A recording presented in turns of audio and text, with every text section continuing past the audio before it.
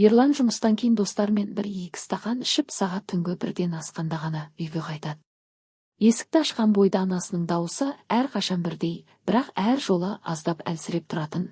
Балам, кеш келме ғой. Жүрегің ауырып қалмасын деп қорқамын. Ерлан пальтосын шешіп жатып, ренжіп, мама, мен бала емеспін. 26-дамын, өзім білемін не істеп қашан қайтатынымда. Өмір сүріп жатырмын ғой. Есік тарс жабылады. Анасы ас үйде тұрып, қолындағы шынаяқты қатты ұстап, іштей, қашан түсінеді екен менің сөзім ұрыс емес қой, махаббат қой. Таңертең анасы оятып дастархан жаяды. Құрт, қаймақ, бал, ыстық бауырсақ, қымыз. Кейде қосып айтады, Ерлан, кешке ештеңе ішпеген шығарсың, асқазаныңа қарашы, қысымың көтеріліп. Дәрігерге барсаң қайтеді. Ерлан телефонға үңіліп кофе ішіп жатып, мама, мен энергетика ішем. Фастфуд жеймін. Жақсы. Уайымдама, мен мықтымын. Анасы үндемейді. Қолындағы қасық сәл дірілдейді. Ол ұлының арқасына қарап тұрып көзін сүртеді, ешкім көрмесін деп. Іштей, менің балам кішкентай кезінде әр кеш сайын құшақтап жататын еді. Қазір тіпті қарамайды. Бір кеште анасы шыдамай, дауысын көтеріп сөйледі. Ерлан, сен мені еш тыңдамайсың. Мен саған ұрсып тұрған жоқпын, жүрегім ауырып тұр. Бір күні мен болмай қалсам, өкініш білесің. Кеш болады, балам. Ерлан ашуланып тұрып, дауысын көтеріп, өкініш білсем, өзім білемін. Маған өмір сабағын оқытпа. Мен өзім өмір сүріп жатырмын, түсіндің бе? Сен әрқашан уайымдайсың, мен шаршадым. Двери қатты жабылады. Анасы жалғыз қалады. Көзіне жас келеді, бірақ дауыстап жыламайды. Тек диванға отырып, ескі фотоальбомды ашады, Ерланның бала кезіндегі суреттері. Балам, саған ғана жақсылық тілеймін. Құдай сақтасын.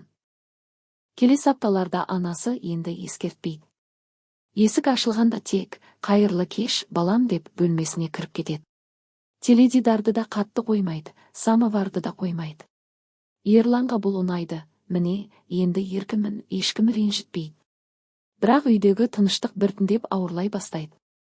Кейде түнде оянып, ас үйдегі самовардың суынып қалғанын көреді, жүрегі сәл шаншиды. Бірақ ойланбайды, жұма күні, түнгі 3 шамасы. Есік ашық тұр. Жарық жағылған, бірақ үй бос. Анасы жоқ. Үстелде ақ қағаз, үстіне кішкене шыны аяқ қойылған, шайы мүлде суынып бетіне қабық байлаған. Самовар өшіп тұр. Ерланның жүрегі шаншылады. Қолдары дірілдеп қағазды алады. Анасының таныс, сәл қисық әріптері, сиясы жер-жерде, қолын ұстап, әрең жазған сияқты. Құрметті балам, Ерланжан. Егер сен осыны оқып отырсаң, мен ауруханадамын. Инсульт болып қалдым, дәрігерлер ауыр дейді. Мен саған ешқашан ұрысқан емеспін. Тек қорқатынмын. Сен кешке кешіккен сайын жүрегім ауыратын, ұйқым келмейтін. Әр түнде терезеден қарап тұратынмын, шам жанып тұрма деп. Сенің аман болғаның менің бар өмірім, бар махаббатым еді. Сен кішкентай кезде әр кеш сайын құшақтап жататын едің. Мама, сен менің ең қымбат адамсың дейтін едің. Сол сөздерің әлі құлағымда. Егер мен болмасам өзіңді күт. Өзіңді жақсы көр. Ас іш, уақытында ұйықта, достарыңа сен, бірақ өзіңе де сен. Самоварды қойып шай іш. Бауырсақ пісіріп же. Мен сені шексіз, шетсіз жақсы көремін. Әрқашан қайда болсам да. Анаң? Хаттың астында кішкене жүрек сызылған. Қолтаңбасы әрең көрінеді. Ерлан хатты қайталап оқиды. Көзіне жас ағады, тамағына түйін түседі. Телефонды алып анасына қоңырау шалады, жауап жоқ. Жедел жәрдем, бүгін түстен бері ауруханада. Жағдайы өте ауыр, реанимацияда. Ерлан таксиге мініп, жол бойы бір ой, мен оған соңғы рет не дедім. Өмір сабағын оқытпа. Құдай-ау, неге солай дедім. Мен адамның ғой, реанимация алдында отырады. Дәрігер, қазір тұрақты, бірақ сөйлей алмайды әлі. Күтіңіз, уақыт керек. Жүрегі әлсіреп кеткен. Ерлан коридорда басын қолына алып отырады. Көз алдына балалық шағы келеді, анасы оны құшақтап, менің батырым, менің қыраным деп айтқаны. Ол кезде ол сөздерді ұнататын. Енді сол сөздер жүрегін тесіп тұр, таңертең анасы есін жиды. Көзі ашық, бірақ сөйлей алмайды. Ерлан қолына жабысады, дауысы дірілдеп, мама кешір мені. Мен бәрін түсіндім. Мен саған өте қатты мұқтажымын. Мен саған ренжіген жоқпын, тек надан болдым. Кешірім сұраймын.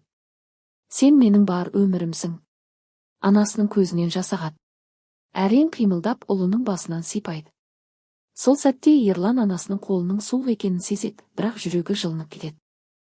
2 аптадан кейін анасы үйге қайтады. Әлі әлсіз, бірақ күлімсірейді. Енді Ерлан кешке 8-ден кешікпейді. Ас үйде бірге тамақ пісіреді, 5 бармақ қымыз, бауырсақ. Анасына: мама, мен келдім. Бүгін өзіме қарадым, саған да қараймын. Енді біргеміз. Самовар қояйықшы. Анасы күліп әрең сөйлеп: менің балам енді шынымен өсті ғой, рахмет саған, Ерланжан. Кейде ең қымбат адамдарды тек оларды жоғалтудың аз-ақ алдында тұрғанда түсінеміз. Бірақ әлі кеш емес. Қазір тұрып анаңа қоңырау шал. Жай ғана: мама, мен сені жақсы көремін деп айт.